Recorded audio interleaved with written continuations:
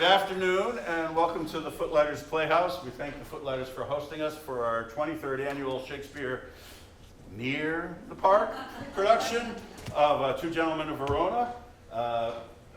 We thank the Footlighters for hosting us.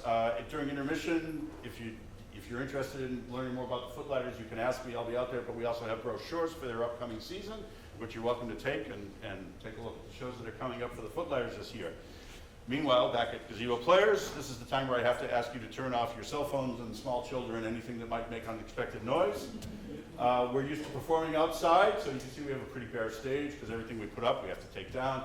We also don't like people to get heat stroke, so if you'd like some water, we're giving away water in the lobby.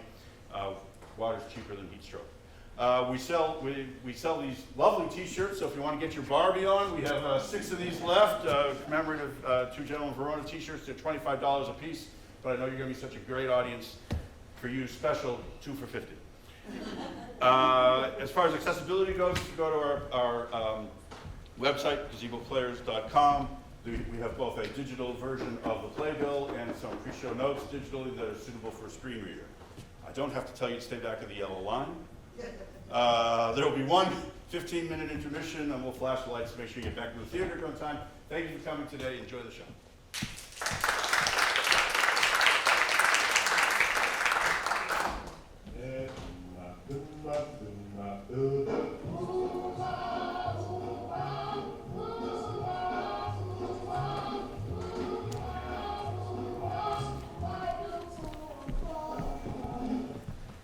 Now is the winter of our discontent, made glorious summer by this son of yours. Wrong play. What? It's the wrong play. Oh my gosh, I am so sorry.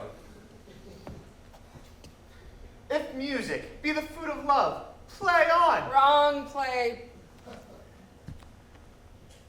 2 houses, both alike in dignity, in fair Verona, where we lay our scene. Well, at least you made it to Verona. Cease to persuade, my loving Proteus? Yes. But nobody does Two Gentlemen of Verona. There's like one famous line in the entire show, and it's 3 words long. I know, but that's what all these people came to see. Well, okay. Do you think we should start over? Yeah, I think that would be best. Hey, Ben, can you play that entrance cue again? Sure, why not? Thanks.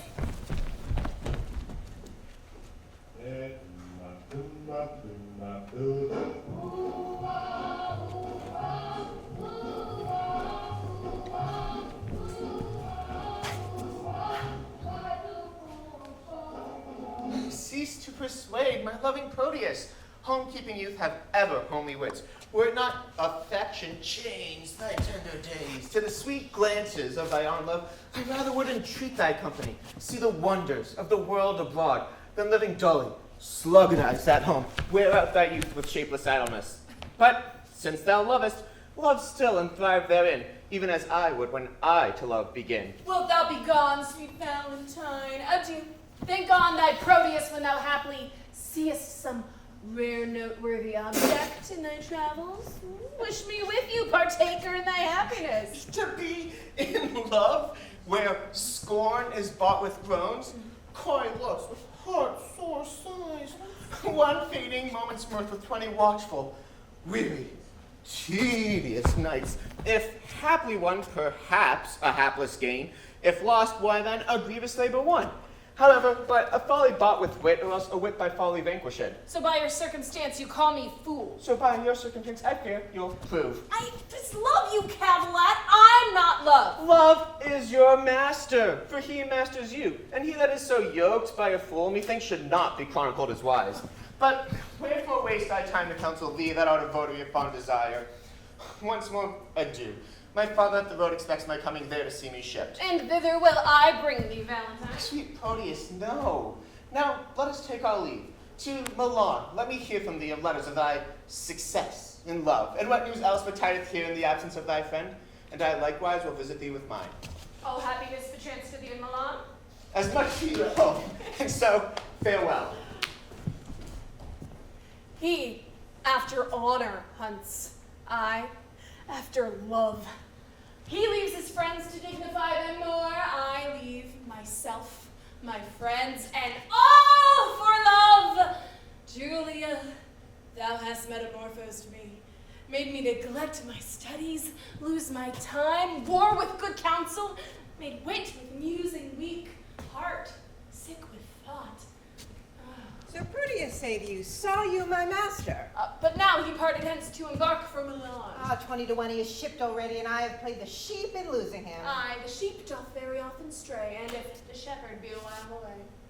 You conclude then that my master is a shepherd, and I a sheep? I do. Nay, that I can deny by a circumstance. It shall go hard, but I'll prove it by another.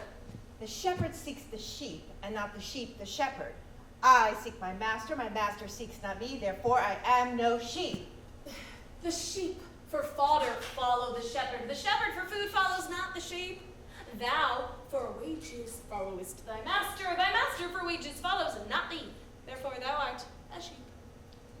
Such another proof will make me cry, bah! Come, dost thou hear, gavest thou my letter to Julia? Aye, and she gave me nothing for my labor. Beshrew me, but you have a quick wit. Cannot outpace your slow purse. Come, open the matter in brief. What said she? Open your purse, so that the money and the matter may be both at once delivered. Well, sir. Here. Is for your pains. What said she? Truly, sir, I think you're hardly winner. Why?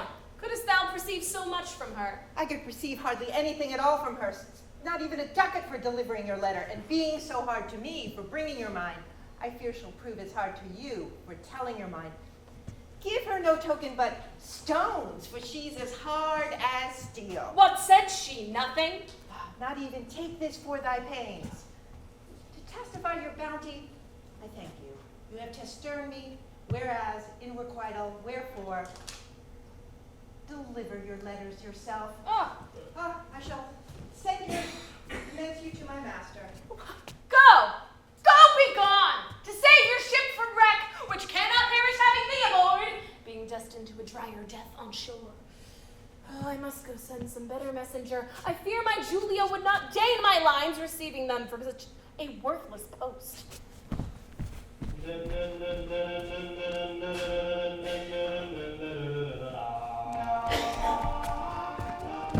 Say, Lucetta, now we are alone. Wouldst thou then counsel me to fall in love? Hi, madam, so you stumble not unheedfully. Of all the fair resort of gentlemen that every day with parle encounter me, in thy opinion, which is worthiest love? Please you repeat their names. I'll show my mind according to my shallows and bull's gill. What thinkst thou of the fair Sir Eglamour? As of a knight well spoken, neat, and fine, but were I you, he should never be mine. What thinkst thou of the rich Mercatio? Well of his wealth, but of himself, so. What thinkst thou of the gentle Proteus? Lord, Lord, to see what folly reigns in us. How now? What means this passion at his name? Pardon, dear madam, 'tis a passing shame that I, unworthy body as I am, should censure thus on lovely gentlemen. Why not on Proteus as of all the rest? And thus, of many good, I think him best. Your reason? I have no other but a woman's reason. I think him so because I think him so. And wouldst thou have me cast my love on him? Aye, if you thought your love not cast away. Why, he of all the rest hath never moved me. Yet he of all the rest I think best loves ye. His little speaking shows his love but small. Fire this closest kept burns most of all. They do not love that do not show their love. Oh, they love least that let men know their love. I would I knew his mind. Peruse this paper, madam, To Julia. Say, from whom? that the contents will show. Say, who gave it thee? Valentine's page, and sent, I think, from Proteus. He would have given it you, but I being in the way, did in your name receive it. Pardon the fault, I pray. Now, by my modesty, a goodly broker, dare you presume to harbor wanton lines, to whisper and conspire against my youth? Now, trust me, 'tis an office of great worth, and you an officer fit for the place. There, take the paper, see it be returned, or else return no more into my sight. To plead for love deserves more fee than hate, Will you be gone? but you may ruminate.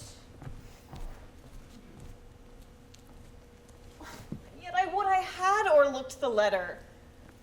I were ashamed to call her back again and pray her to a fault for which I chid her. What a fool is she that knows I am a maid, but not force the letter to my view? Since maids in modesty say no to that which they would have the profferer construe aye. Churlishly I chid Lucetta hence, when willingly I would have had her here. My penance is to call Lucetta back and ask remission for my folly past. What ho, Lucetta? What would your ladyship? Is it near dinner time? I would it were, that you might kill your stomach on your meat, and not upon your maid. What is that you took up so gingerly? Nothing. Why didst thou stoop then? To take a paper up that I let fall. And is that paper nothing? Nothing concerning me. Then let it lie for those that it concerns. Madam, it shall not lie where it concerns, unless it have a false interpreter. Let's see your song. How now, minion? Keep tune there still, so you may sing it out. And yet methinks I do not like this tune. You do not? No, madam, it is too sharp. You, minion, are too saucy. Now it is too flat. There wanteth but a mean to fill your song. The mean is drowned with your unruly bass. Indeed, I bid the bass for Proteus. This babble shall not henceforth trouble me. Here is a coil with protestation. Go, get you gone, and let the papers lie. You would be fingering them to anger me. She makes it strange that she would be best pleased to be so angered with another letter. Nay, would I were so angered with the same. Oh, hateful hands to tear such loving words. Injurious wasps to feed on such sweet honey and kill the bees that yield it with your stings. I'll kiss each several paper for amends. Look, here is writ kind Julia, unkind Julia, as in revenge of thy ingratitude, I throw thy name against the bruising stones, trampling contemptuously on thy disdain. And here is writ love-wounded Proteus, poor wounded name. My bosom as a bed shall lodge thee till thy wound be thoroughly healed, and thus I search it with a sovereign kiss. But twice or thrice was Proteus written down. Be calm, good wind, blow not a word away till I have found each letter in the letter, except mine own name, that some whirlwind bear unto a ragged, fearful hanging rock, and throw it thence into the raging sea. Lo, here in one line is his name twice writ. Poor forlorn Proteus, passionate Proteus, to the sweet Julia, that I'll tear away. And yet I will not, so prettily he couples it to his complaining names. Thus will I fold them, one on another. Now, kiss, embrace, contend, do what you will. Madam, dinner is ready and your father stays. Well, let us go. What, shall these papers lie like telltales here? If you respect them, best to take them up. Nay, I was taken up for laying them down. Yet here they shall not lie for catching cold. Come, will please you go? Take out the papers and the trash. Or you don't get no printing cash. If you don't throw that picture through, you ain't gonna rock and roll no more.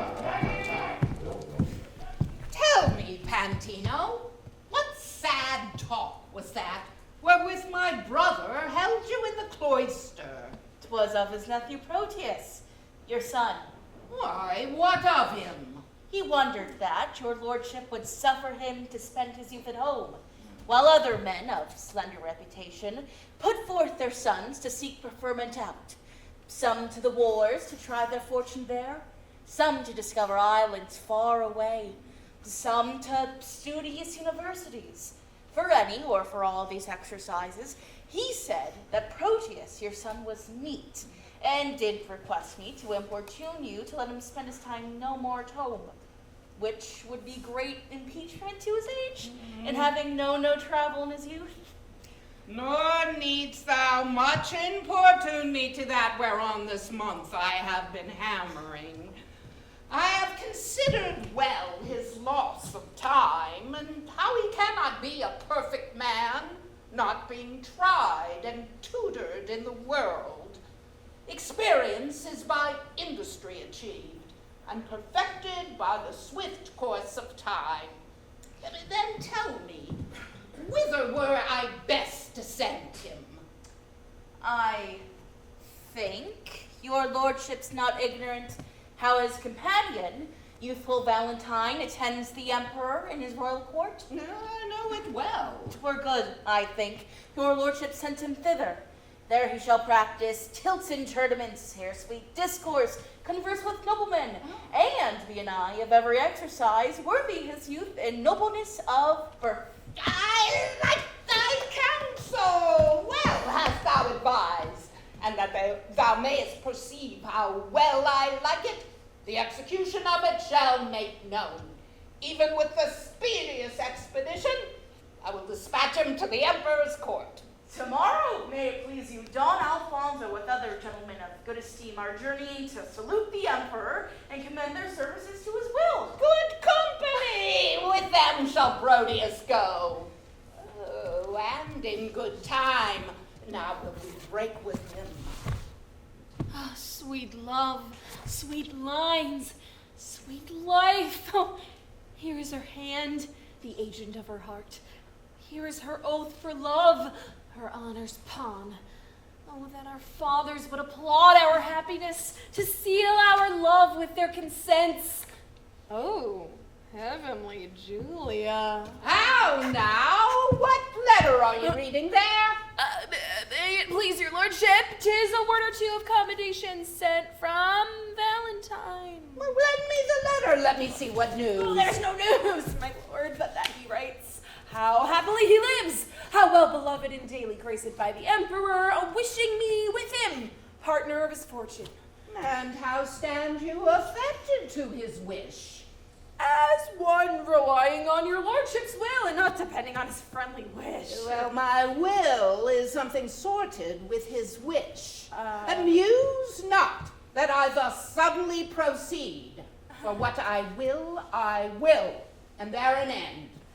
I am resolved that thou shalt spend some time with Valentinus in the emperor's court. Oh, What maintenance he from his friends receives, like exhibition thou shalt have from me. Tomorrow be in readiness to go. Excuses not, for I am peremptory. but good my lord, I can not be so soon provided. Please, you deliberate a day or two. Look, what thou wants shall be sent after thee. No more of stay. Tomorrow thou must go. Come on, Pantino. You shall be employed to hasten on his expedition. Thus I have shunned the fire for fear of burning, and drenched me in the sea, where I'm drowned. Oh, I feared to show my father Julia's letter, lest he should take exceptions to my love, and with the vantage of mine own excuse hath he accepted most against my love. Oh, how this spring of love resembles all the uncertain glory of an April day, which now shows all the beauty of the sun, and by a cloud takes all away.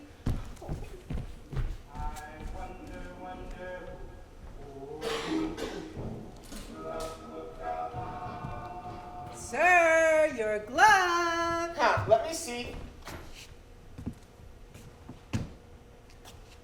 Give it me. It's mine. Sweet ornament that decks something divine. Sylvia. Sylvia! Oh, Madam Sylvia! Madam Sylvia! Why, how now, sirrah? Oh, she's not within hearing, sir. Oh, why, sir, who bade you call her? Oh, your worship, sir, or else I mistook. Well, you'll still be too forward. And yet, I was last chidden for being too slow. Go to, sir. But tell me, do you know Madam Sylvia? She whom your worship loves. Why, how know you that I am in love? Oh, married. By these special marks. First, like Sir Proteus, you've learned to wreathe your arms like a malcontent. To relish a love song like a robin redbreast. To walk alone like one that had the pestilence. To sigh like a schoolboy that had lost his ABCs. To weep like a young wench that had buried her grandam. To fast like one that takes diet. To watch like one that fears robbing. To speak puling like a beggar. You were one when you laughed. You crowed like a cock. When you walked like one of the lions. When you were hungry, it was generally after dinner. And when you looked sadly, it was for want of money. Huh. Now, you are metamorphosed by a mistress that when I look upon you, I hardly think you my master. Are all these things perceived in me? They are all perceived without ye. Without me, they cannot. Without ye, nay, 'tis certain, for without ye were so simple, none else would. But these follies are so without you and within you that and shine through you, that not an eye that sees you is but a physician to comment on your malady. But tell me, do you know my Madam Sylvia? She that you gaze on so as she sits at supper? Hast thou observed that? Even she, I mean. Sir, I know her not. Dost thou know her by my gazing on her, and yet knowest her not? What dost thou know? That she is not so fair as of you, well-favored. I mean that her beauty is exquisite and her favor infinite. That is because one is painted and the other out of all count. How painted, and how out of count? Marry, sir, painted to make her fair, that no man counts her beauty. How esteemest thou me? I account of her beauty. You have never seen her since she was deformed. How long has she been deformed? Ever since you loved her. I have loved her since I saw her, and still I see her beautiful. If you love her, you cannot see her. Why? Because love is blind. Oh, that you had mine eyes, or your own eyes had the lights they were wont to have when you chid Sir Proteus for going ungartered. What should they see then? Your present folly and her passing deformity. For he, being in love, could not see to garter his hose, and you, being in love, cannot see to put on your hose. Belike, man, then you are in love. For last morning you could not see to wipe my shoes. True, I was in love with my dead. I thank you. You have swinged me for my love, which makes me all the bolder to chide you for your own. Last night, she enjoined me to write some lines unto one she loves. And have you? I have. Are they not lamely writ? No, man, but as well as I can do them. Peace. Here she comes. Madam and mistress, 1,000 good morning. Sir Valentine and servant, you 2,000. He should give her interest, and she gives it him. As you have enjoined me, I have written your letter unto that secret, nameless friend of yours, which I was much unwilling to proceed in, but for my duty to your ladyship. Thank you, gentle servant.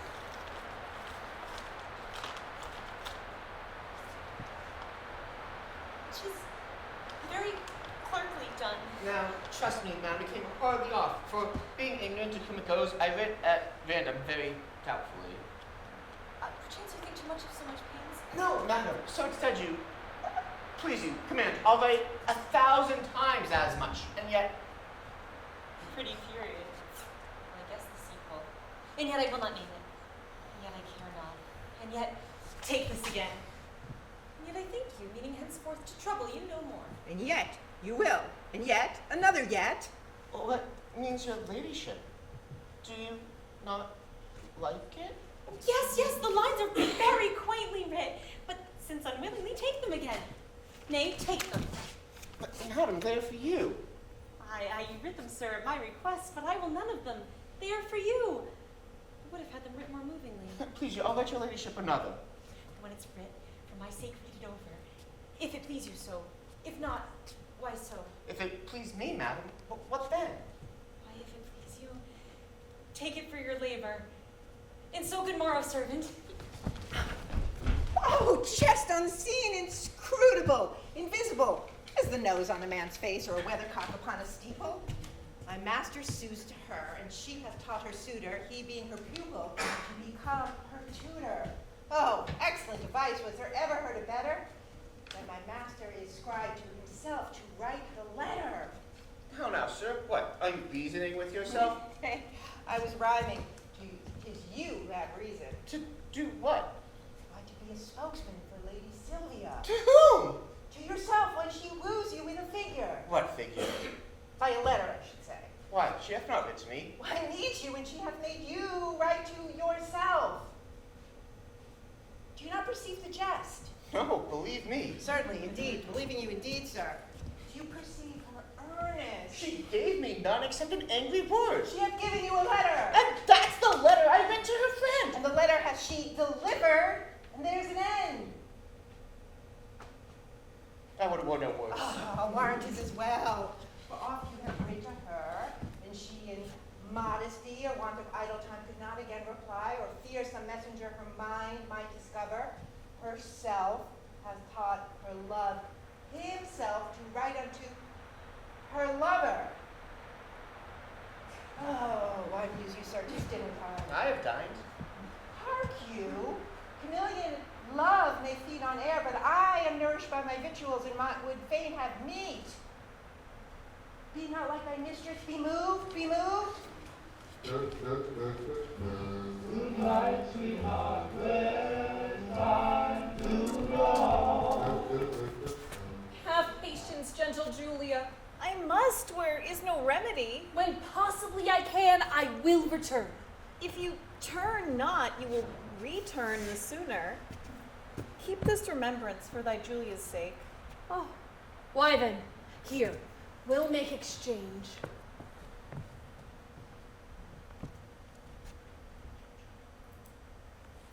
And seal the bargain with a holy kiss?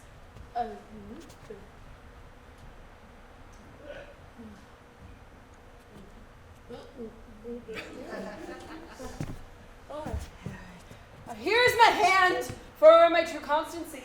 And when that hour o'erslips me in the day wherein I sigh not, Julia, for thy sake, the next ensuing hour some foul mischance torments me for my heart's forgetfulness. My father stays my coming. Answer not, the tide is now. Nay, not thy tide of tears. That tide'll stay me longer than I should. Farewell, gentle Julia. What, gone without a word? Aye, so true love should do. For truth hath better deeds than words to grace it. Sir Proteus, you are stayed for. Go, I come. Alas, this parting strikes poor lovers dumb.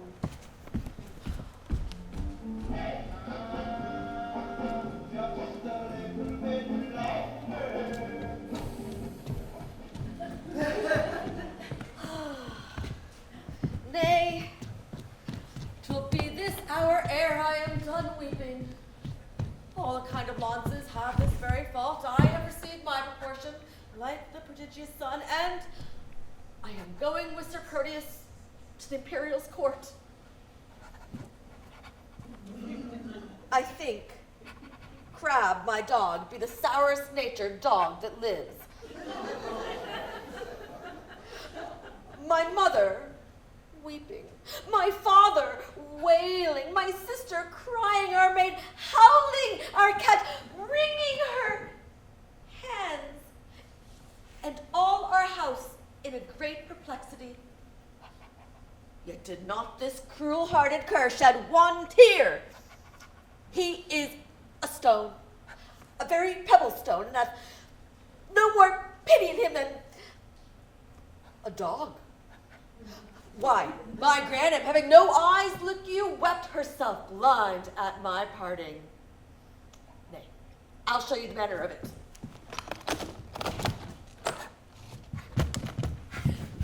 This shoe is my father. No, this left shoe is my father. No, this left shoe is my mother. No, that cannot be so neither. 'Tis so, for it hath the worser soul. This shoe, with the hole in it, is my mother. This, my father. This staff, my sister, for look you, she's as white as a lily and as small as a wand. This hat, man are made. I am the dog. No, the dog is the dog. I am myself. I. So. Now come I to my father. Father, your blessing. The shoe speaks not a word for weeping. Shall I kiss my father? He weeps on. Now come I to my mother. Oh, that she could speak now like a wood woman. I will kiss my mother.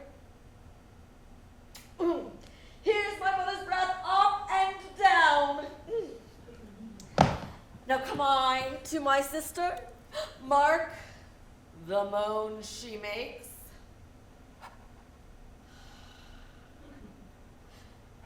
Meanwhile, the dog sheds not a tear, nor speaks a word, but see how I lay the dust with my tears. Lawrence! Away, away, aboard! Thy master is shipped, and thou art to post after with oars.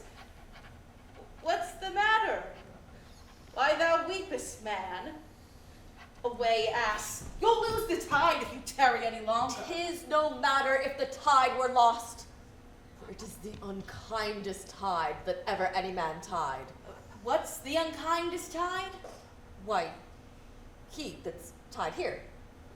Crab, my dog. Tut, man, I mean thou lose the flood. And in losing the flood, lose thy voyage. And in losing thy voyage, lose thy master. And in losing thy master, lose thy service. And in losing thy service, lose thy Why dost thou stop my mouth? For fear thou shalt lose thy tongue. Where should I lose my tongue? In thy tail. In thy tail.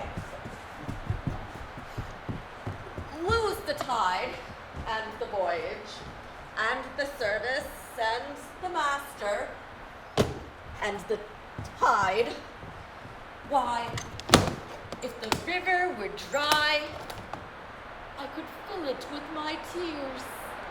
If the wind were down, I could drive a boat with my sighs. Come, I was sent to call thee. Sir, call me what thou darest. Wilt thou go? Well, I will go.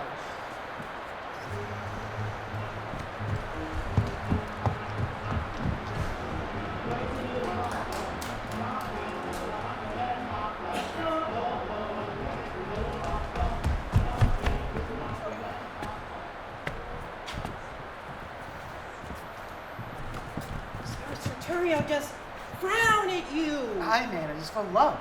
Of you. Of my mistress. So could you knock him one? Servant, you are sad. Indeed, madam, I seem so.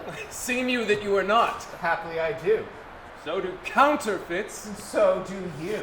What seem I that I am not? Wise. What instance of the contrary? Your folly.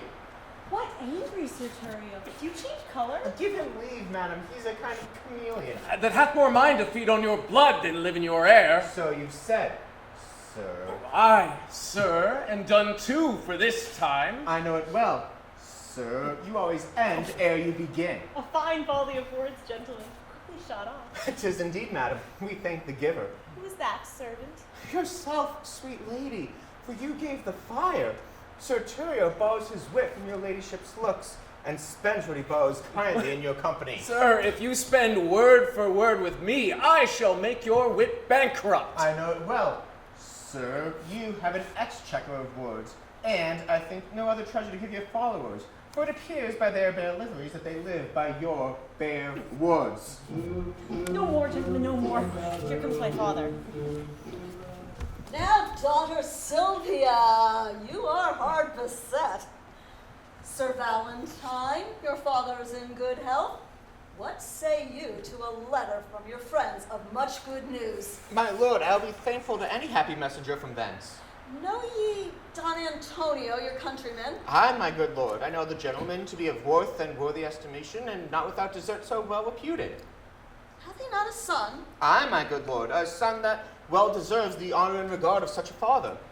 You know him well? I know him as myself, for from our infancy we have conversed and spent our hours together. And though myself have been an idle truant, omitting the sweet benefit of time to clothe mine age with angel-like perfection, yet hath Sir Proteus, for that's his name, made use and fair advantage of his days.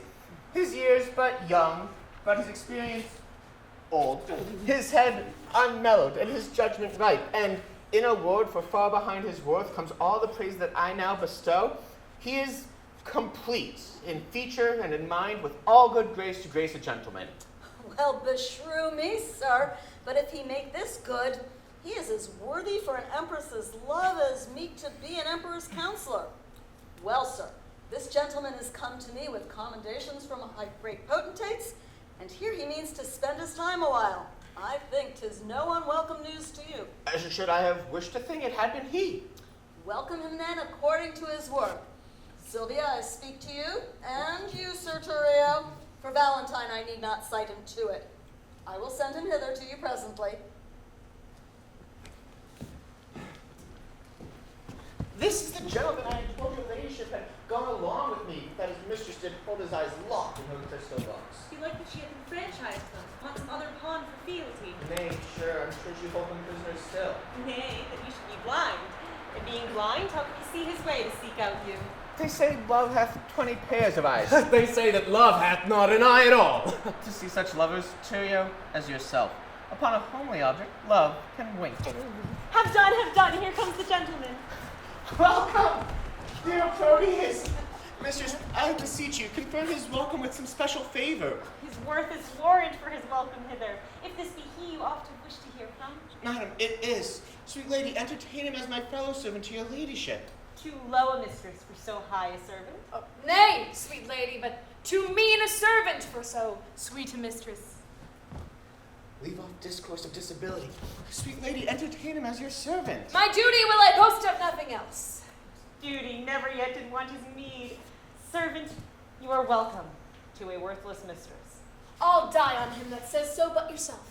That you are welcome? That you are worthless. Madam, my lord, your father would speak with you. I wait upon his pleasure. Come, Sir Turrio, go with me. Once more, new servant, welcome. I'll leave you to confer of home affairs. When you have done, we look to hear from you. We'll both attend upon your ladyship. Now, tell me, how do all from whence you came? Your friends are well and have them much commended. And how do yours? I left them all in health. How fares your lady? How thrives your love? My tales of love were wont to weary you. I know you join not in the love discourse. Hi, Proteus. But that life is altered now. I have done penance for condemning love, whose high and pure thoughts have punished me with bitter fasts, with penitential groans, with nightly tears and daily heart sore sighs. For in revenge of my contempt of love, love hath chased sleep from my enthralled eyes and made them watchers of mine own heart's sorrow. Oh, gentle Proteus, love is a mighty lord, and hath so humbled me as I confess. There is no woe unto his correction, nor to his service no such joy on earth. Now no discourse, except it be of love. Now can I break my fast, dine, sup, and sleep upon the very naked name of love. Enough! I read your fortune in your eyes. Was this the idol that you worship so? Even she. And is she not a heavenly saint? No, but she is an earthly paragon. Call her divine. I will not flatter her. Oh, flatter me, for love delights in praises. When I was sick, you gave me bitter pills, and now I must minister the like to you. Speak the truth by her. If not divine, yet let her be a principality, sovereign of all the creatures of the earth. Well, except my love. Sweet, except not any, except thou wilt accept against my love. Have I not reason to prefer mine own? And I will help you to prefer her too. She shall be dignified with this high honor, to bear my lady's train, lest the base urchin from her vesture chance to steal a kiss. Valentine, what braggartism is this? Forgive me, Proteus. All I can is nothing to her whose worth makes other worthies nothing. She is alone. Then let her alone. Not for the world. Why, man, She is mine own, and I is rich in having such a jewel as 20 seas, if all the sand were nectar, the rocks pure gold. Forgive me that I do not dream on thee, because thou seest me dote upon my love. My foolish rival, that her father likes, only for his possessions are so huge, has gone with her along, and I must after. For love, thou knowest, is full of jealousy. But she loves you. Aye, we are betrothed. Nay, more, our marriage out, with all the cunning manner of our flight determined of, how I must climb her window, the ladder made of cords, and all the other means plotted and agreed on for my happiness. Good Proteus, go with me to my chamber in these affairs to aid me with thy counsel. You go on before. I must to the road to disembark some necessaries that I needs must use. Then I'll presently attend you. Will you make haste? I will. Just as one heat, another heat expels, or as one nail by force drives out another, so too, the remembrance of my former love is by a newer object quite forgotten. Is it mine? Or Valentine's praise, her true perfection, or my false transgression that makes me reasonless to reason thus? She is fair, and so is Julia, that I love, that I did love. For now my love is thawed, which like a waxen image against a fire, bears no resemblance of the thing it was. Oh, methinks my zeal towards Valentine is cold, and that I love him not as I was ought. Oh, but I love his lady too much, and that's the reason I love him so little. How will this fare? How will I begin to dote on her with more advice, that thus without advice begin to love her? 'Tis but her picture I have yet beheld, and that hath dazzled my reason's light. But when I look upon her true perfections, there shall be no reason, but I shall be blind. If I can check my erring love, I will. If not, to compass her, I'll use my skill.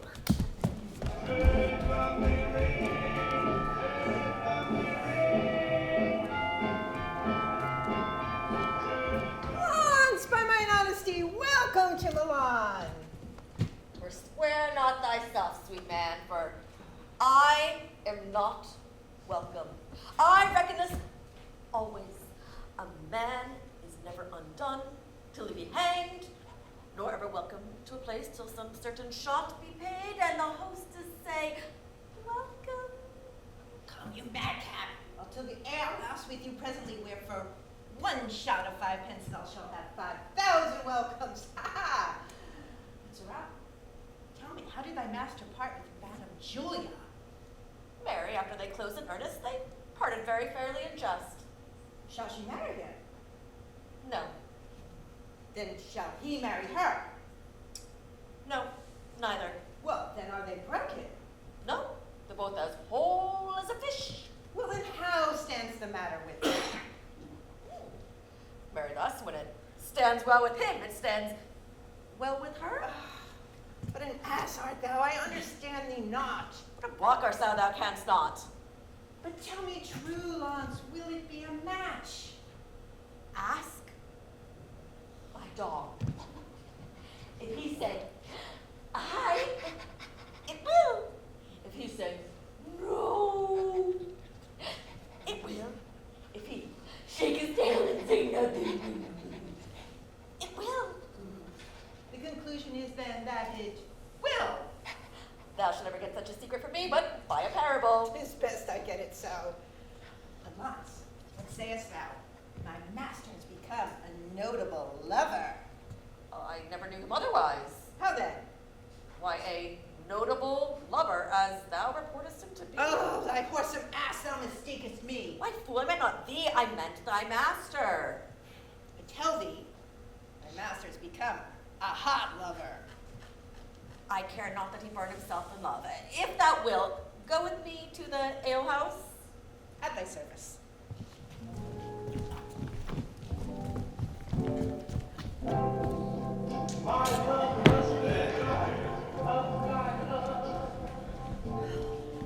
To leave my Julia, shall I be forsworn? To love fair Sylvia, shall I be forsworn? Too wrong, my friend.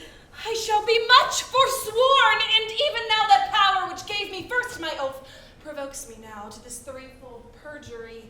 Love bade me swear, and love bids me forswear. At first I did adore a twinkling star, but now I worship a celestial sun. Unheedful vows may heedfully be broken, and he wants wit that wants resolved will to learn his wit, to exchange the bad for better. Fie, unreverend tongue, to call her bad, whose sovereignty so oft thou hast preferred with 20,000 soul-confirming oaths. I cannot leave to love. And yet I do, but there I leave to love where I should love. Julia, I lose, and Valentine, I lose. Well, if I keep them, I needs must lose myself. In losing them, will thus find I by their loss. For Valentine, myself. For Julia, Sylvia. I to myself am dearer than a friend, for love is still most precious in and of itself. All forget that Julia is alive, remembering that my love to her is dead. And Valentine, I'll hold an enemy, aiming at Sylvia as a sweeter friend. I cannot now prove constant to myself without some treachery used towards Valentine. For this night, he meaneth with a corded ladder to climb celestial Sylvia's chamber window. Myself in counsel, his competitor. Now presently, I'll give her father notice of their disguising and pretended flight, who, all enraged, will banish Valentine. Alphaturio, he intends, shall wed his daughter. But Valentine being gone, all quickly crossed by some sly trick, blunt Turio's dull proceeding. Love, lend me wings to make my purpose swift, as thou hast lent me wit to plot this drift.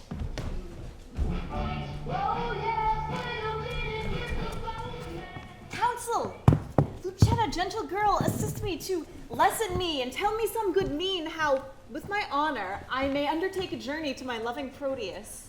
Alas, the way is wearisome and long. A true devoted pilgrim is not weary to measure kingdoms with his feeble steps. Much less shall she that hath love's wings to fly. And when the flight is made to one so dear, of such divine perfection as Sir Proteus. Better forbear till Proteus make return. Oh, knowst thou not his looks are my soul's food?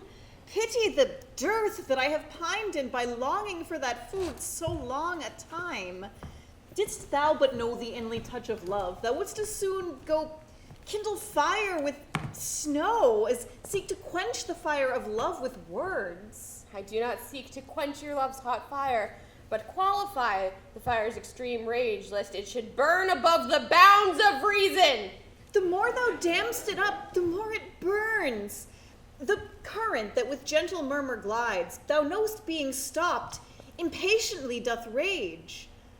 But when his fair course is not hindered, he makes sweet music with the enameled stones, giving a gentle kiss to every sedge he overtaketh in his pilgrimage. Then let me go, and hinder not my course. I'll be as patient as a gentle stream, and make a pastime of each weary step, till the last step have brought me to my love. But in what habit will you go along? Not like a woman, for I would prevent the loose encounters of lascivious men. Gentle Lucetta, fit me with such weeds as may beseem some well-reputed page. Why then your ladyship must cut your hair. No, girl, I'll knit it up in silken strings with 20-odd conceited true love knots. What fashion, madam, shall I make your breeches?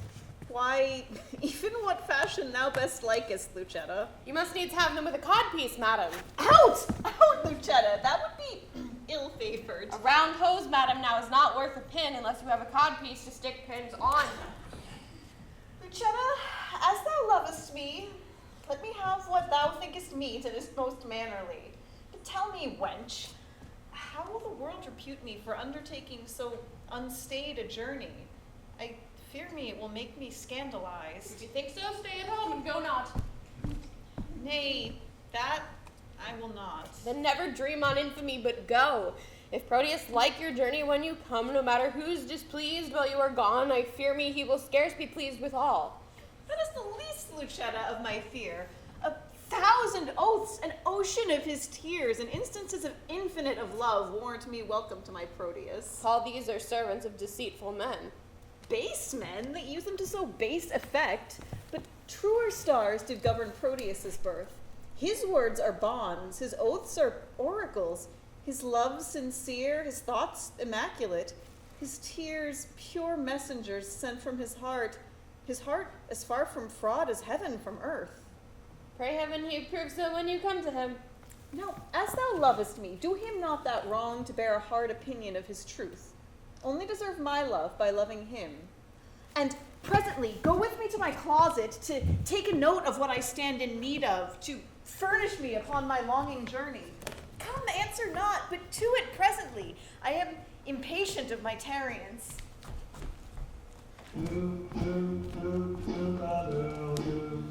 Now tell me, Proteus, what's your will with me?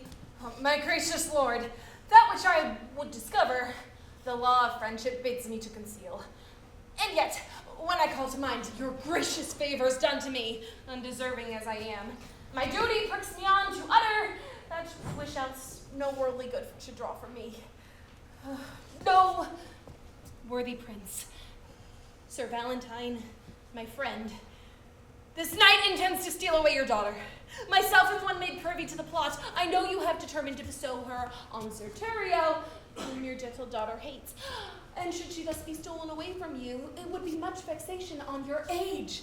Thus, for my duty's sake, I've rather chosen to cross my friend in his intended drift than by concealing it, heap on your head a pack of sorrows which would weigh you down, being unprevented to your timeless grave. Proteus, I thank thee for thine honest care, which to requite command me while I live. This love of theirs, myself have often seen, haply when they judged me fast asleep, and oftentimes have purposed to forbid Sir Valentine from her company and my court. But fearing lest my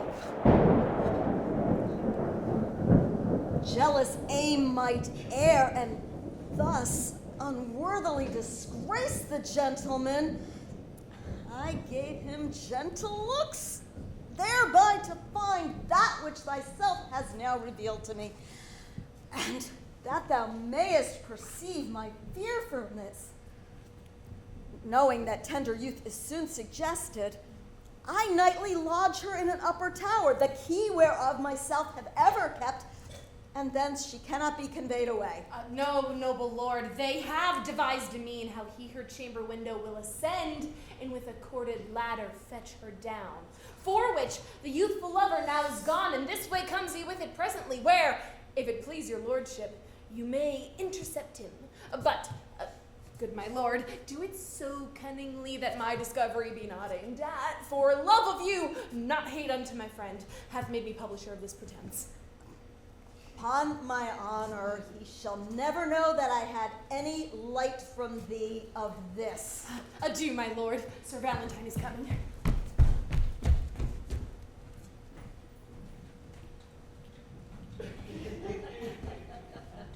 Sir Valentine, whither away so fast? Please it, your grace, there is a messenger that stays to bear my letters to my friends, and I am going to deliver them. Be they of much import? The tenor of them doth but signify my health and happy being at your court. Nay then, no matter. Stay with me a while. I am to break with thee of some affairs that touch me near, wherein thou must be secret. 'Tis not unknown to thee that I have sought to match Sir Turio to my daughter. I know it well, and sure the match were rich and honorable. Besides, the gentleman is full of virtue, bounty, worth, and qualities beseeming a wife such as your fair daughter. Cannot your grace win her to fancy him? No, trust me. She is peevish, sullen, froward, proud, disobedient, stubborn, lacking duty, neither regarding that she is my child nor fearing me as if I were her father. And may I say to thee, this pride of hers, upon advice, hath drawn my love from her. And where I thought the remnants of mine age should have been cherished by her childlike duty, I now am full resolved to take a wife. Turn her out to who will take her in. Let her beauty be her wedding dower. For me and my possessions she esteems not. What would your grace have me to do in this? There is a lady in Verona here whom I affect, but she is nice and coy and not esteems my aged eloquence. Now therefore I shall have thee to my tutor, for long agone I have forgot to court, and besides the fashion of the time is changed, how and which way I may bestow myself to be regarded in her sun-bright eye. Win her with gifts, if she respect not words. Dumb jewels often in their silent kind, more than quick words do move a woman's mind. But she did scorn a present that I sent her. A woman sometimes scorns what best contents her. Send her another, never give her o'er, for scorn at first makes after love the more. If she do frown, 'tis not in hate of you, but rather to beget more love in you. If she do chide, 'tis not to have you gone, for why, the fools are mad if left alone.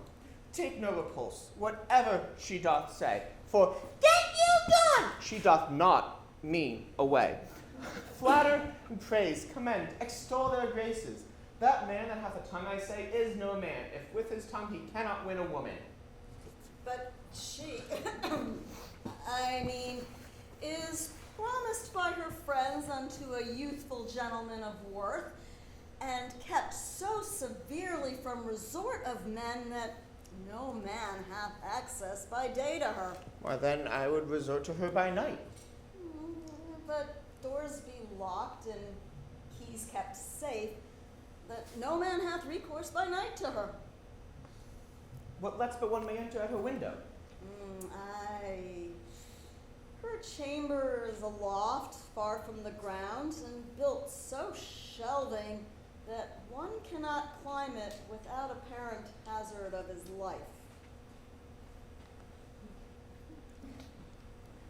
Why then, a ladder made of cords to be cast up, with a pair of anchoring hooks. Now, as thou art a gentleman of blood, advise me, where might I have such a ladder? When would you use it? Pray, sir, tell me that. This very night, for love is like a child that longs for everything that he can come by. By 7 o'clock, I will get you such a ladder. But hark thee, I will go to her alone. How may I convey the ladder thither? It will be light, my lord, that you may bear it under a cloak that is of any length. A cloak such as thine will serve the turn? Aye, my good lord. Let me see thy cloak. I shall get me one of such another length. Why, any cloak will serve the turn, my lord. How shall I fashion thee to wear a cloak? I pray thee, let me feel thy cloak upon me. What letter is this kind? What's here? To Sylvia? And here an engine fit for my proceeding. I'll be so bold to break the seal for once. My thoughts do harbor with my Sylvia nightly, and slaves they are to me that send them flying. Oh, could their master come and go as lightly, himself would lodge where senseless they are lying. My herald thoughts in thy pure bosom rest them, while I, their king, that hither them importune, do curse the grace that with such grace hath blessed them, because myself do want my servants' fortune. I curse myself, for they are sent by me that they should harbor where their lord would be. What's here? Sylvia, this night I will enfranchise thee. 'Tis true, and there's the ladder for the purpose. Wilt thou reach stars because they shine on thee? Go, base intruder, overweening slave, bestow thy smiles on equal mates. But no, my patience more than thy deserts is thy privilege for departure hence. Thank me for this, more than for all the favors that I have all too often bestowed on thee. But if thou lingers in my territory longer than the swiftest expedition will give thee time to get thee from our royal court, by heaven, my wrath will far exceed the love I ever bore my daughter or thyself. Be gone! Go! I will not hear thy vain excuse. As thou lovest thy life, make speed from hence!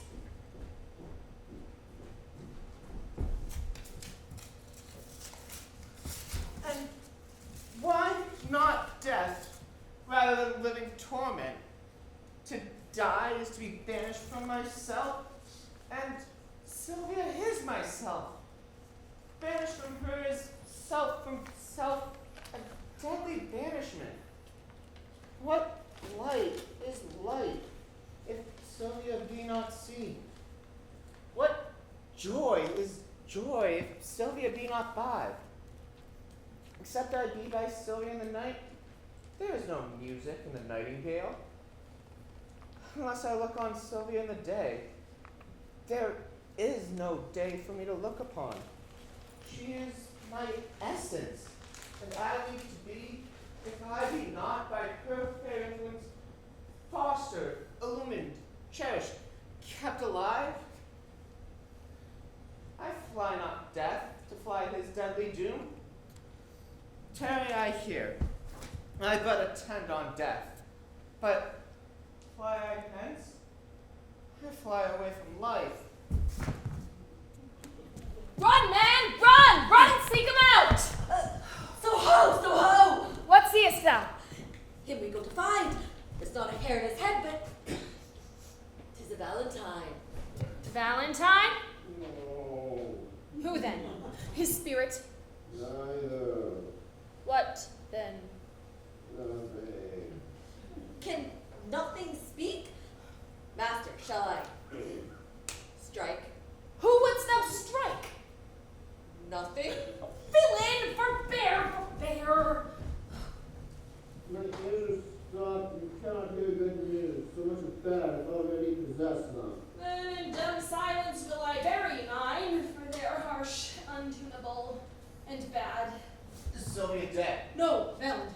No Valentine, if not forsaken Sylvia. Has she forsworn me? No, Valentine. No Valentine, if Sylvia had forsworn me. What is your news? Sir, there is a proclamation that you are vanished. That thou art banished. Oh, that's the news. From hence, from Sylvia, and from me, thy friend. Oh, I have fed upon this woe already. Now excess of it will make me surfeit. Doth Sylvia know that I am banished? Aye, and she hath offered to the doom a sea of melting pearl that some call tears.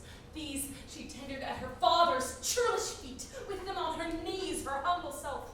But neither bended knees, pure hands held up, sad sighs, deep groans, nor silver shedding tears could penetrate her uncompassionate sire. But Valentine, if he be taken, must die. Besides, her intercession chafed him so that when she for thy repeal was suppliant that to close prison he did command her, with many bitter threats of biding there. No more! Must the next word thou speakest have some malignant power upon my life? If so, I pray thee, breathe it in mine ears, ending anthem of my endless dole. Cease to lament for that thou canst not help, and study help for which thou lamentest. Time is the nurse and breeder of all good.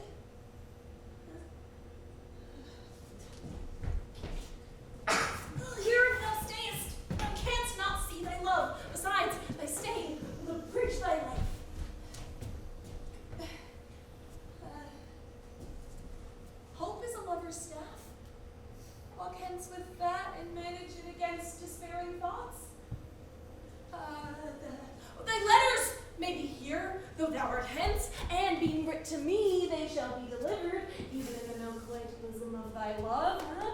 Come, I'll convey thee through the city gates, and ere I part with thee, confer at large of all matters concerning thy love affair.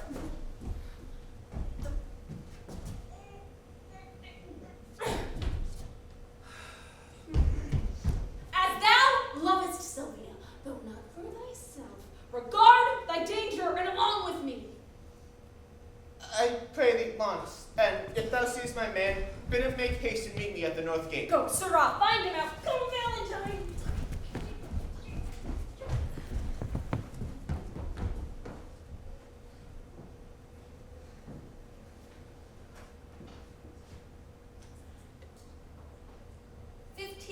Hence is intermission. Move your bodies to a new position. To Gents of Verona this play is called. So why to Milan did my tush get hauled? Both gentlemen praise Sylvia to the skies. A woman ends their bromance, no surprise. I fear 'tis true that wives are but a curse, but I have been sent to talk about our purse. It costs us much to be with you today, and summer next you'll want another play. Our sponsors keep us going with their dough. You'll find them in your playbill. Make them so. Their ads provide some funds for us to tap. We still need to pass the hat to bridge the gap. So dig you deep, your dollars will corral. If you've no cash, we also take PayPal. So use this time to stretch or even dance. When we return, Turio gets his chance.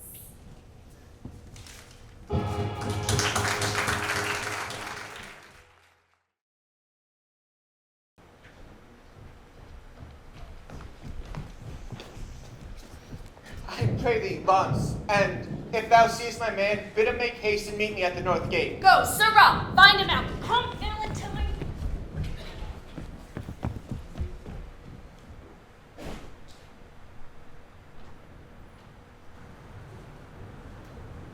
I am but a fool, look you, and yet I have the wit to think my master is a kind of a knave.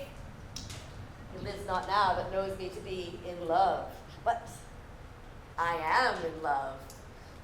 But a team of horse shall not pluck that from me, nor who 'tis I love. Yet 'tis a woman. But as to which woman I shall not tell myself. Yet 'tis a milkmaid. It is not a maid, for she has had gossips. Yet 'tis a maid, for she's her master's maid and serves for wages. Here's a catalogue of her condition. Impervious. She can fetch and carry. Why? A horse can do no more. Nay, a horse cannot fetch, only carry, therefore she is better than a jade. Item. She can milk. Oh, look you, a sweet virtue and a maid with clean hands. Mwah! And now, Senor Lance, what news with your master's ship? With my master's ship? Why, 'tis at sea. Ah, your old vice still mistakes a word. What news with your paper, then? The blackest news that ever thou heardest. Why, man, how black? Black as ink. Let me read it, then. Imprimis. She can milk. Aye, that she can. Item. She can sew. That is to say, can she? So, Item. She can spin. then may I set the world on wheels that she can spin for her living. Item. She hath many nameless virtues. That is to say, bastard virtues, and indeed know not their fathers, and therefore have no names. Here follow her vices. Close at the heels of her virtues. Item. She shall not be kissed while fasting in respect of her Breath. Oof. That can be mended with a breakfast. Read on. Item, she hath a sweet mouth. That makes amends for her sour breath. Item, she doth talk in her sleep. 'Tis no matter for that, so not she sleep in her talk. Oh, item, she is slow in words. Oh, villain! That down among her vices? To be slow in words is a woman's only virtue. I pray thee, out with it, and place it for her chief virtue. Item, she hath no teeth. I care not for that neither, for I like crusts. Item, she is cursed. The best is, for she hath no teeth to bite. Item, she doth often praise her liquor. Well, if her liquor be good, she shall. If she will not, I will, for good things should be praised. Item, she is too liberal. Of her tongue she cannot, for that's written down that she is slow of. Of her purse she shall not, for that I'll keep shut. Of another thing she may, and that cannot be helped. Item, she hath more hair than wit, more faults than hairs, more wealth than faults. Stop there. I'll have her, she were mine, and not mine twice or thrice in that last article. Rehearse that once more. She hath more hair than faults. More hair than faults. That may be true. I'll prove it. The cover of the salt hides the salt, therefore is more than the salt. The hair covers the wit, which is more than the wit. The greater hides the less. Oh, she has more faults than wit. That's monstrous that we're out. She hath more wealth than faults. Why, that word makes the faults gracious. I'll have her. And if it be a match, as nothing is impossible. What then? Why then, I'll tell thee. Thy master stays with thee at the north gate. For me. Aye, for thee, who art thou? He has stayed for a better man than thee. And must I go to him? Thou must run to him, for thou hast stayed so long, the going will scarce serve the turn. Why didst thou not tell me this sooner? A curse on your love letter! Now he will be swinged for reading my letter. Unmannerly slave that trusts himself into secret. I'll after, to rejoice in the man's correction.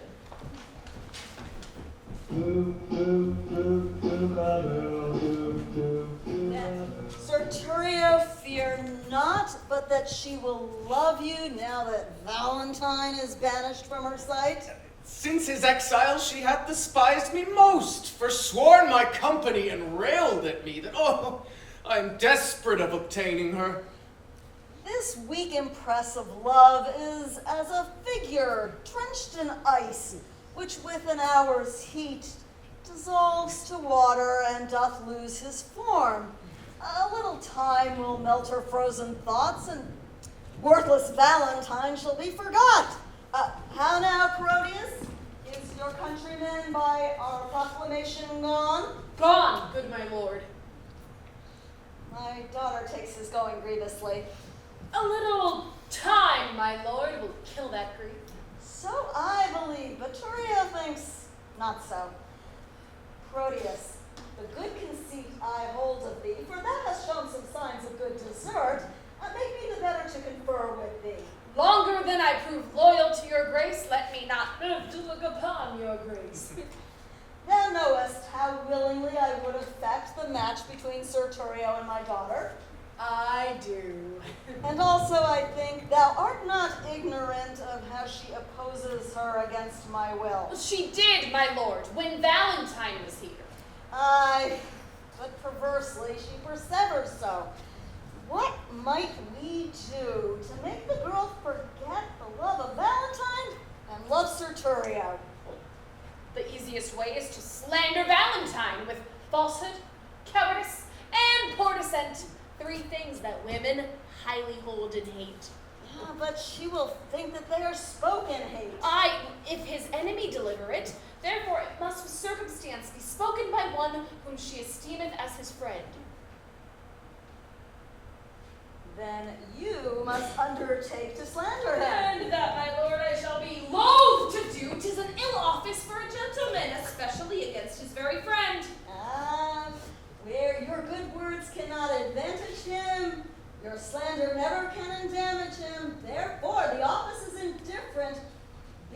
entreated to it by your friend. You have prevailed, my lord. If I can do it, by aught that I can speak in his dispraise, she shall not long continue to love him. But say this lead her love from Valentine, it follows not that she will love Sir Turio. Therefore, as you unwind her love from him, lest it should ravel and be good to none, you must provide to bottom it on me, which must be done by praising me as much as you in worth dispraise Sir Valentine. And Proteus, we dare to trust you in this kind, because we know on Valentine's report that you are already love's firm votary, and therefore cannot soon revolt or change your mind. Upon this warrant, shall you have access where with Sylvia you may confer at large, for she is lumpish, heavy, melancholy, and for your friend's sake will be glad of you, where you may temper her by your persuasion to hate young Valentine and love my friend. As much as I can do, I will effect. But you, Sir Turio, are not sharp enough. You must lay line to tangle her desires with willful sonnets, whose composed rhymes should be full fraught with serviceable vows. Much is the force of heaven-bred posing. Say that upon the altar of her beauty, you sacrifice your tears, your sighs, your heart, right till your ink be dry, and with your tears moisten it again, and frame some feeling line that would discover such integrity. After your dire lamenting elegies, visit by night your lady's chamber window with some sweet concert. To their instruments tune a deploring and dump. The night's dead silence will well become such a sweet complaining grievance. This, or else nothing will inherit her. This discipline shows thou hast been in love. And thy advice this night I'll put in practice. Therefore, sweet Proteus, O my direction giver, let us into the city presently to sort some gentleman well skilled in music. I have a sonnet that will serve the turn to give the onset to thy good advice. About it, gentlemen.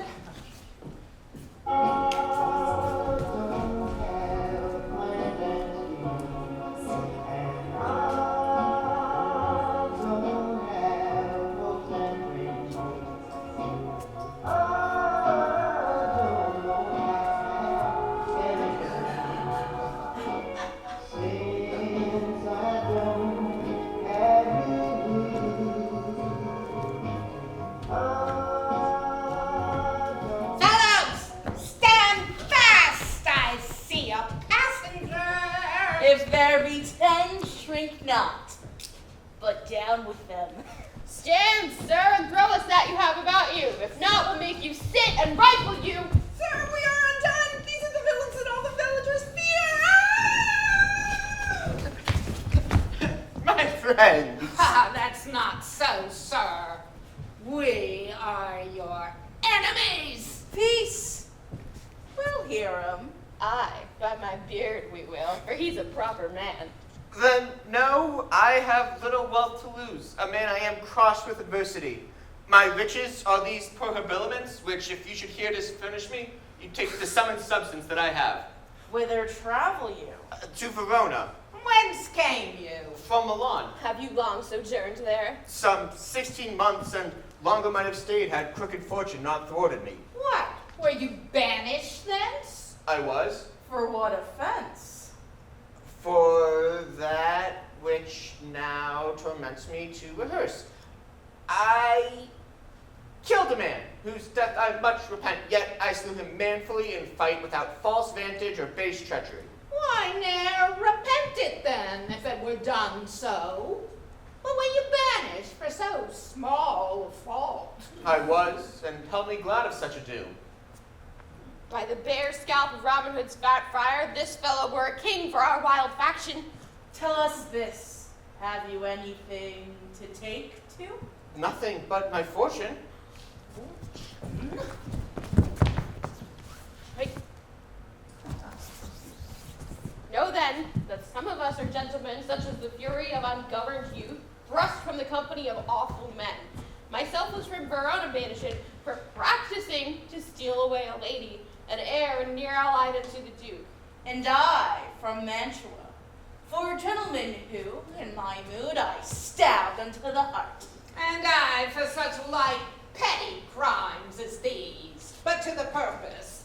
For we cite our faults, that they may hold excused our lawless lives.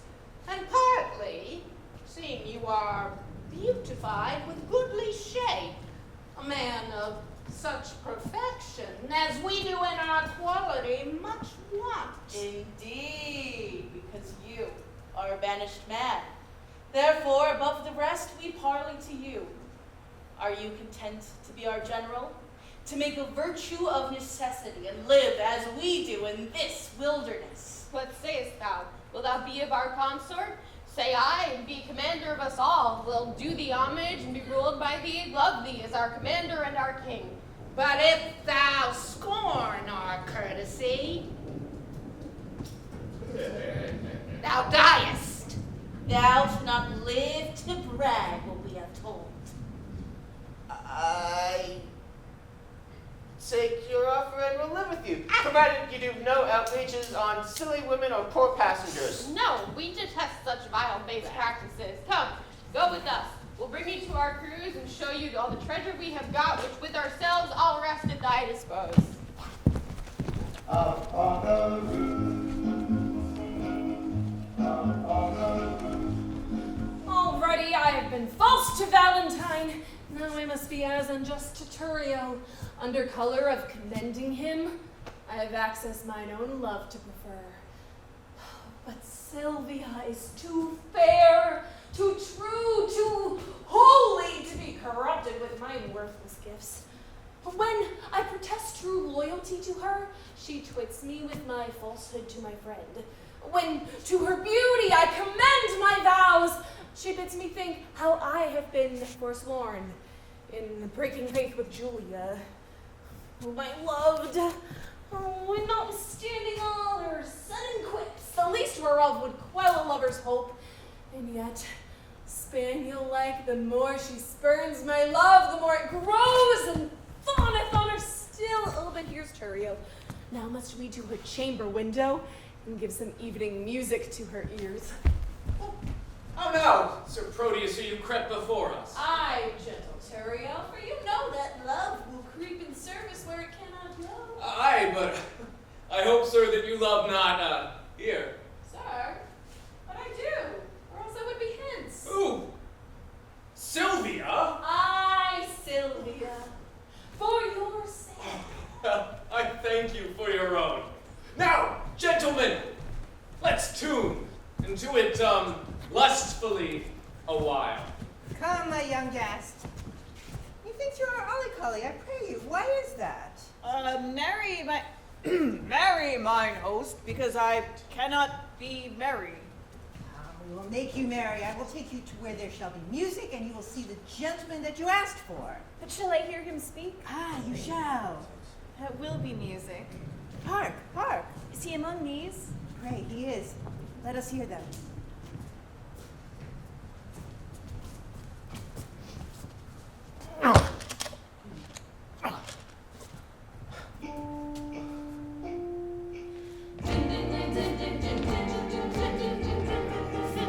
Who is Sylvia? That all our swains commend her, holy and fair. And wise is she. The heavens such grace did lend her, that she might admire me. Is she kind as she is fair? For beauty lives with kindness. Loved up to her as prepared, to help him of his kindness. and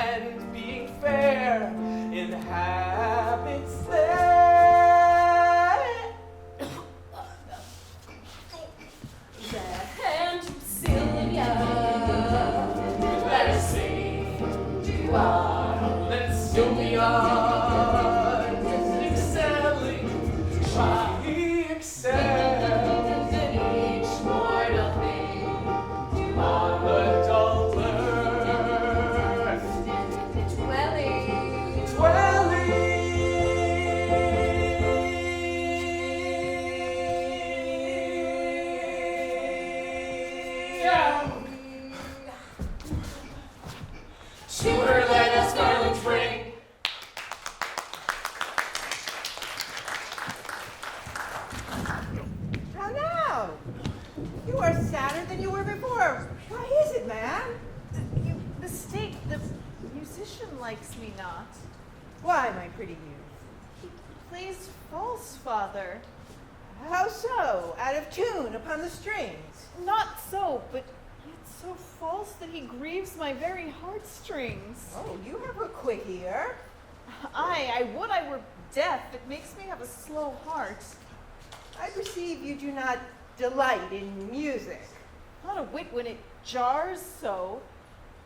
But, host, doth this Sir Proteus that we speak on often resort unto this gentlewoman? I'll tell you what his man Lance told me. He loved her out of all Nick. Where is Lance? Gone to seek his dog, which tomorrow by his master's command he is to carry as a gift to this lady. Peace, stand aside, the company parts. Fear not, Turio, I will so plead that you shall say, my cunning drift excels. Farewell.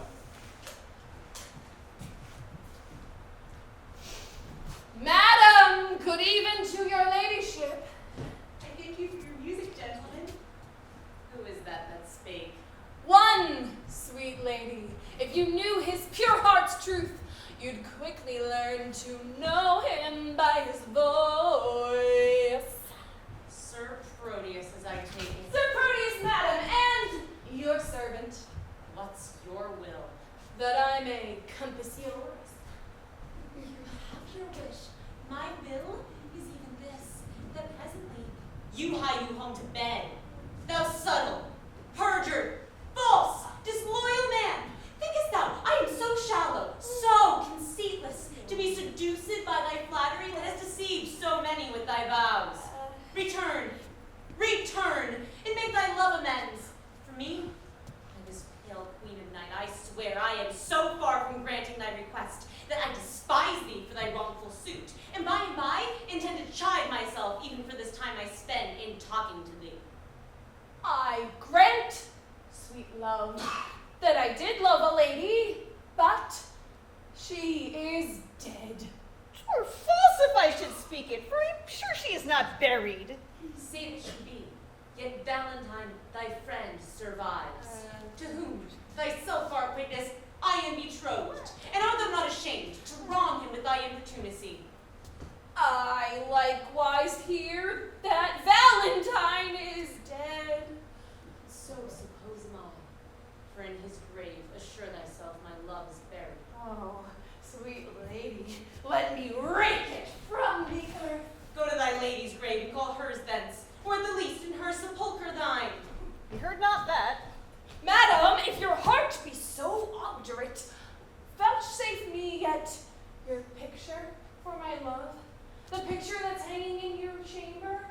To that I'll speak, to that I'll sigh and weep, for since the substance of your perfect self is else devoted, I am but a shadow, and to your shadow will I make true love.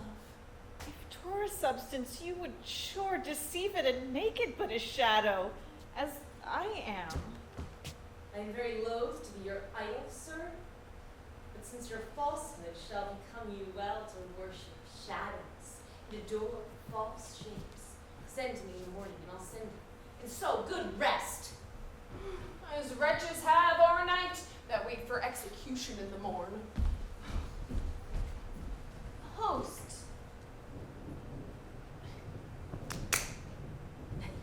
Will you go?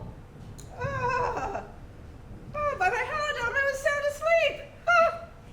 Pray you, where lies Sir Proteus? Mary, at my house. Trust me, 'tis almost day. Not so, but hath been the longest night that e'er I watched, and the most heaviest.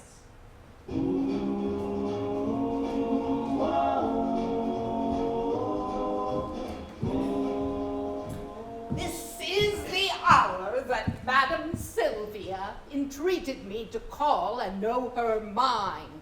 There's some great matter she'd employ me in. Madam! Madam! Who calls? Your servant and your friend, one that attends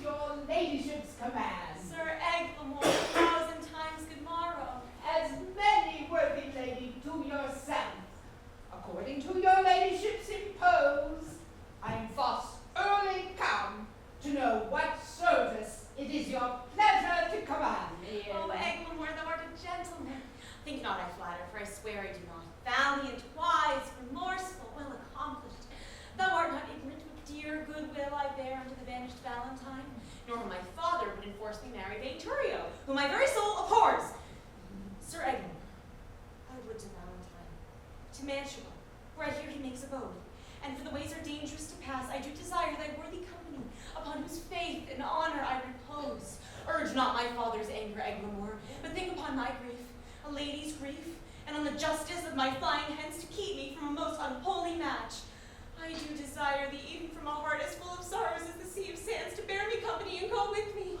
If not, to hide what I have said to thee, that I may venture to depart alone. Oh, madam, I pity much your grievances, which since I know they virtuously are placed, I give consent to go along with you, recking as little what betideth me, as much I wish all good beforted you. When will you go? This evening coming.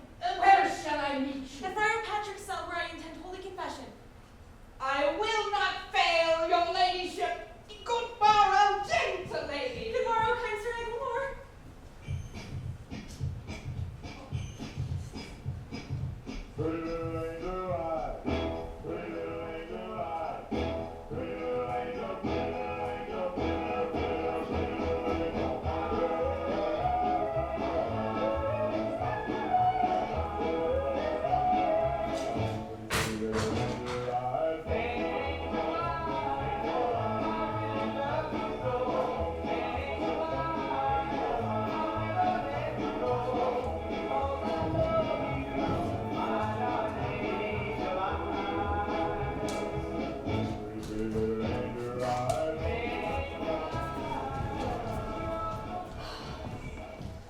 When a man's servant shall play the cur with him, look you, it goes hard. One that I brought up of a puppy, one that I saved from drowning when 3 or 4 of his blind brothers and sisters went to it. I was sent to deliver him as a present from my master to Mistress Sylvia. I came no sooner to the dining chamber, but he steps me to her trencher and steals her capon's leg. Oh, it is a fine thing when a cur cannot keep themselves in all companies. If I had not more wit than he to take a fault upon me than he did, I think verily he'd be hanged for it. Sure as I live, he suffered for it. You shall judge. He thrust me himself into the company of 3 or 4 gentleman-like dogs under the next table. He had not been there, bless the mark. Hissing a while, well, all the chamber smelt him. Out with the dog, says one. What cur is that, says the next. Hang him up, says the third. Whip him out, says the duke. I, having been acquainted with the smell before, knew it was crab, so goes me to the fellow that whips the dogs. Friend, quoth I, do you mean to whip the dog? Aye, marry I do, quoth he. You do him the more wrong, quoth I, for 'twas I who done the thing you wot of. He makes no more ado, but whips me out of the chamber. How many masters would do this for his servant? Nay, I'll be sworn, I have stood in the stocks for puddings he has stolen, otherwise he'd been executed. I have stood in the pillory for geese he had killed, otherwise he had suffered for it. Thou think not of this now. Oh, I know the trick you played me when I took my leave of Mistress Sylvia. Did I not bid thee mark me and do as I do? When did thou seest me ever heave up my leg and make water against a gentlewoman's farthingale? Ugh, did thou ever see me do such a trick? Sebastian is thy name. I like thee well, and will employ thee in some service presently. What you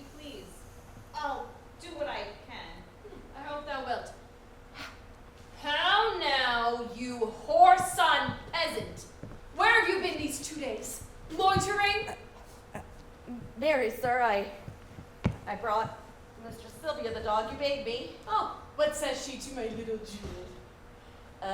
Mary, she says your dog is a cur and tells you cur stinks and is good enough for such a present. But she received my dog. No, indeed she did not. Here, I have brought him back again. What didst thou offer her this from me? The other squirrel was stolen from me by the hemming boys in the marketplace, and I offered her up my own. Who's a dog as big as 10 of yours, and therefore the greater. Go get thee hence and find my dog again, or else never return again into my sight. Away! What stayest thou to vex thee here? Slave that still an end turns me to shame. Sebastian, I have employed thee partially that I have need of such a youth that can with some discretion do my business, for 'tis no trusting yon foolish lout, but chiefly for thy face and thy behavior, which, if my augury deceive me not, witness good bringing up, fortune, and truth. Therefore know thou for this I entertain thee. Go presently and take this ring with thee, deliver it to Madam Sylvia. She loved me well, delivered it me. Seems you loved not her to leave her token. She is dead, belike? Not so. I think she lives. Alas, Why dost thou cry alas? I cannot choose but pity her. Wherefore shouldest thou pity her? Because methinks that she loved you as well as you do love your Lady Sylvia. She dreams on him that has forgot her love. You dote on her that cares not for your love. 'Tis pity love should be so contrary, and thinking of it makes me cry alas. Well, take this ring, and therewithal this letter. Deliver it to Madam Sylvia, that is her chamber. Your message done, hie home unto my chamber. Tell my lady I claim the promise of her heavenly picture. Then unto me you shall find me, sad and solitary. How many women would do such a message? Alas, poor Proteus, thou hast entertained a fox to be the shepherd of thy lambs. Alas, poor fool. Why do I pity him that with his very heart despiseth me? Because he loves her, he despiseth me. Because I love him, I must pity him. This ring, I gave him when he parted from me to bind him, to remember my goodwill. And now am I, unhappy messenger, to plead for that which I would not obtain, to carry that which I would have refused, to praise his faith which I would have dispraised. I am my master's true confirmed love, but cannot be true servant to my master unless I prove false traitor to myself. Yet will I woo for him, but yet so coldly as heaven it knows I would not have him speak. Gentlewoman, good day. I pray you, be by mean to bring me where to speak with Madam Sylvia? What would you with her, if that I be she? If you be she, I do entreat your patience to hear me speak the message I am sent on. From whom? From my master, Sir Proteus, madam. Oh, he sends you for a picture. Aye, madam. Go. Give your master this. Tell him from me, when Julia that is changing thoughts, forget, would better fit his chamber than this shadow. Madam, please do peruse this letter. Pardon me, madam, I have unadvised and delivered you a paper that I should not. This is the letter to your ladyship. Pray thee, let me look at that again. It may not be, good madam. Pardon me. There, hold. I will not look upon your master's lines. I know they are stuffed with protestations and full of new-found oaths, which he will break as easily as I do tear his paper. Madam, he sends your ladyship this ring. The more shame for him that he sends it me. For I've heard him say 1,000 times, his Julia gave it him at his departure. Though his false finger have profaned the ring, mine shall not do his Julia so much wrong. She thanks you. What sayest thou? I thank you, madam, that you tender her. Poor gentlewoman, my master wrongs her much, Dost thou know her? almost as well as I do know myself. To think upon her woes, I do protest that I have wept 100 several times. Belike she thinks that Proteus hath forsook her. I think she doth, and that's her cause of sorrow. Is she not passing fair? She hath been fairer, madam, than she is. But she did think my master loved her well. She, in my judgment, was as fair as you. But since she did neglect her looking glass and threw her sun-expelling mask away, the air had starved the roses in her cheeks and pinched the lily tincture of her face. How tall was she?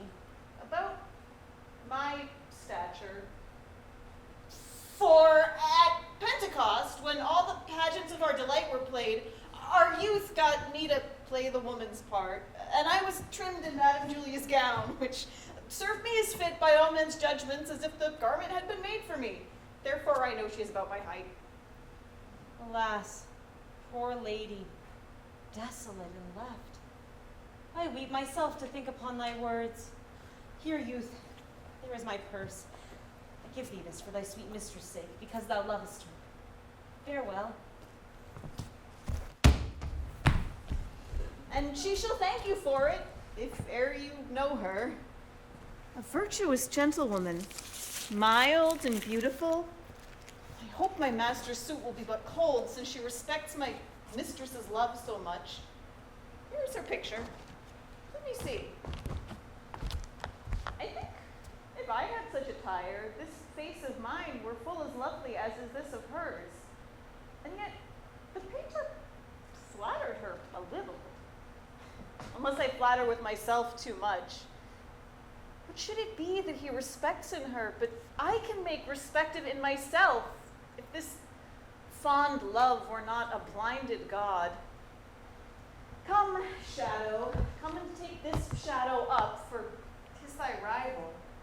Oh, thou senseless form, thou shalt be worshipped, kissed, loved, and adored, and with their sense in his idolatry, my substance should be statue in thy stead. Use thee kindly for thy mistress' sake that used me so. Or else by Jove, I vow, I should have scratched out your unseeing eyes to make my master out of love with thee.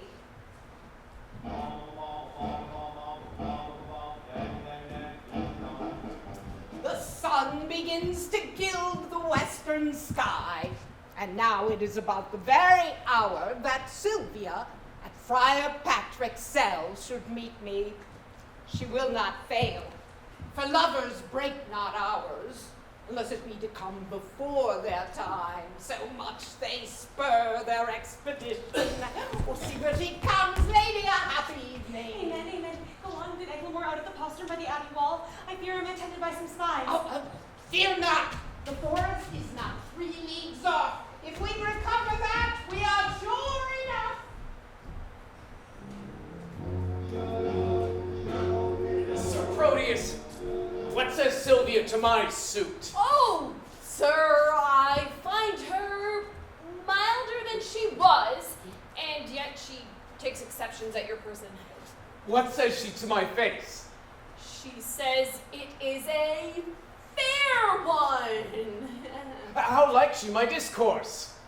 Ill when you talk of war. But well when I discourse of love and peace? A bit better indeed when you hold your peace. What says she to my valor? Oh, sir, she makes no doubt of that. She needs not when she knows it cowardice. What says she to my birth? That you are well derived. True, from a gentleman to a fool. Consider she my possessions. Oh, aye, and pities them. Wherefore? That such an ass should own them. That they are out by lease. Here comes the Duke. How now, Sir Proteus, how now, Turio? Which of you saw Sir Eglamour of late? Not I. Nor I. Saw you my daughter? Neither. And she has fled unto that peasant Valentine, and Eglamour is in her company. 'Tis true, for Friar Lawrence saw them both as he and Penance wandered through the forest.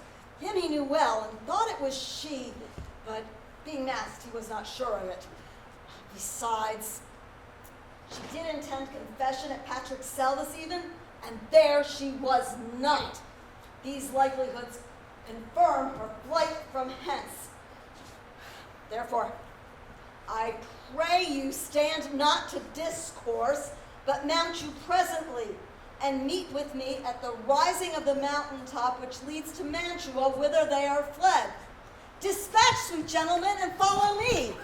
Why, this it is to be a peevish girl that flies her fortune when it follows her, all after more to be revenged on Eglamour than, oh, for the love of reckless Sylvia. And I will follow, more for love of Sylvia than hate of Eglamour that goes with her.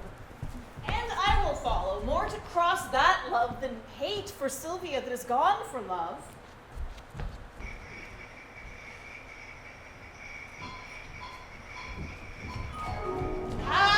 Come, be patient. We must bring you to our captain. 1,000 more mischances than this one have learned me how to brook this patiently. Come, bring her away. Where is the gentleman that was with her? Being nimble-footed, he hath outrun us. Go thou with her to the west end of the wood. There is our captain. We'll after him that's fled. The thicket is beset. He cannot escape. Come, I must bring you to our captain's cave. Fear not. He bears an honorable mind and will not use a woman lawlessly. Oh, Valentine, this I endure for thee.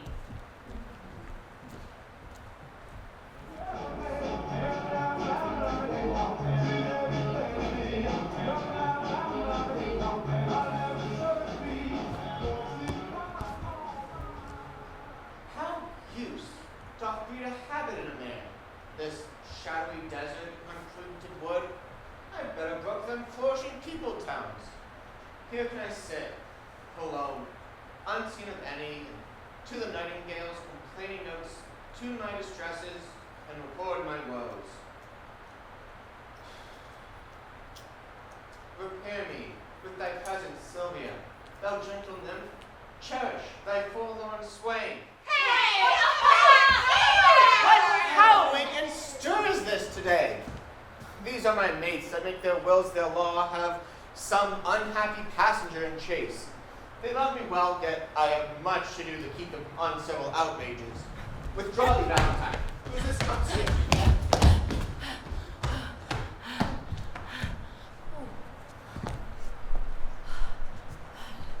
Madam, this service I have done for you, though you respect not aught, your servant doth to hazard life and rescue you from him that would have forced your honor and your love. Vouchsafe me for my meed but one calm look. A smaller boon than this I cannot beg. Less than this I'm sure you cannot give. How like a dream is this I see and hear? Lo, lend me patience to forbear a while. Oh, miserable, unhappy that I am! Unhappy were you, madam, ere I came, but by my coming I've made you happy. By thy approach, thou makest me most unhappy. And me when he approacheth to your presence. Had I been seized by a hungry lion, I would have made breakfast to the beast, rather than have false Proteus rescue me. Oh, heaven be judge, how I love Valentine, whose life's as tender to me as my soul, and full as much. For more there cannot be, I do detest false, perjured Proteus. Therefore be gone, solicit me no more. What dangerous action, stood it next to death, would I not undergo for one calm look? 'Tis the curse in love, and still approved when women cannot love where they're beloved. When Proteus cannot love where he is beloved, read over Julia's heart. First, best love, for whose dear sake thou didst then rend thy faith into 1,000 oaths, and all those oaths descended into perjury to love me. Thou hast no faith left now, unless thou'dst too. That's far worse than none. Better have none than plural faith, which is too much by one. Thou counterfeit to thy true friend. In love, who respects friend? Oh, men, but Proteus. Ruffian! Let go that rude uncivil touch, thou friend of an ill fashion. Valentine! Thou common friend, dost thou faith or love? For such is a friend now, treacherous man. Thou hast beguiled my hopes. Not but mine eyes could have persuaded me. Now I dare not say I have one friend alive thou wouldst disprove me.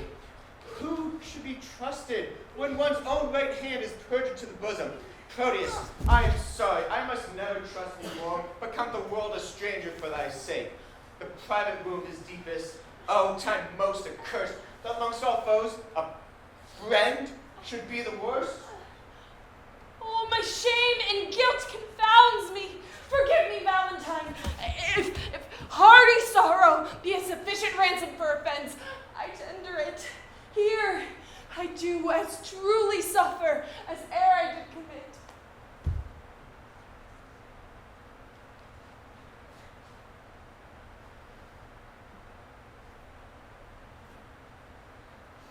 Then I am paid, and once again I do receive the honest. Oh, good sir, you charged me to deliver a ring to Madame Sylvia, which, out of my neglect, was never done. Where is that ring, boy? Here it is. This is it. Oh, this is the ring I gave to Julia. Oh, cry you mercy, sir. I have mistook. This is the ring you sent to Sylvia. But how camest thou by this ring at my depart? I did give it unto Julia. And Julia herself did give it me, and Julia herself hath brought it hither. How? Julia!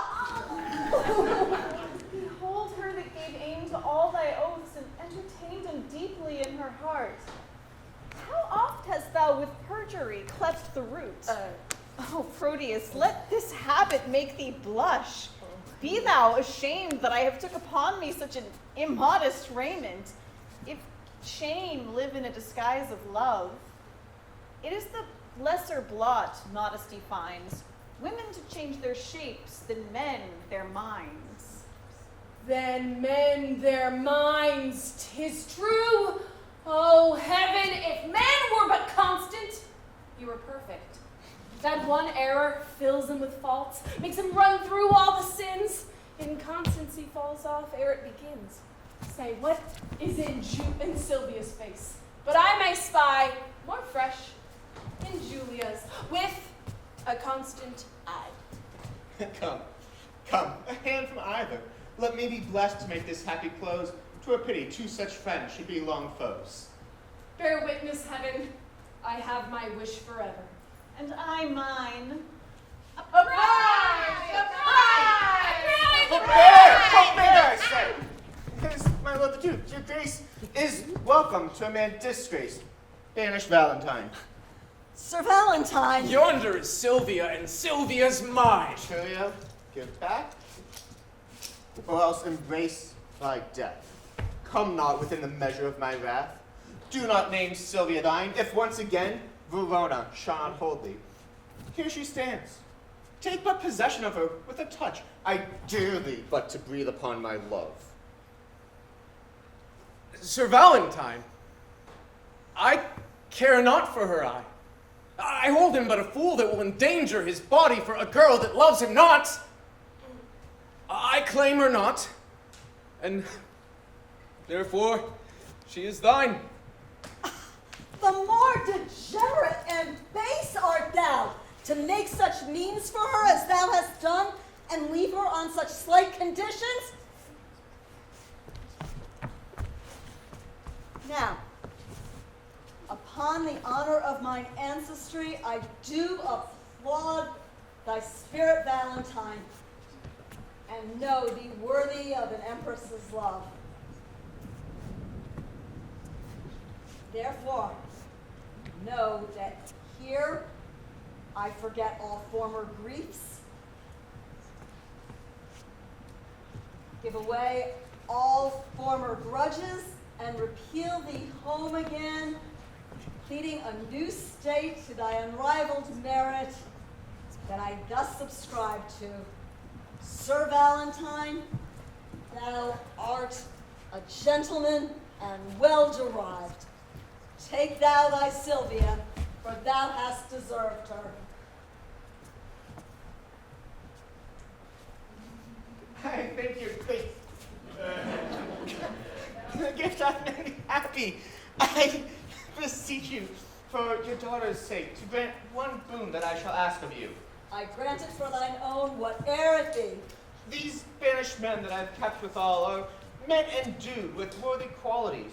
Forgive them what they have here committed, and let them be recalled from their exile, for they are reformed, civil, full of good, and fit for great employment, worthy lord. You have prevailed. I pardon them and thee. Dispose of them, for thou knowest thy deserts.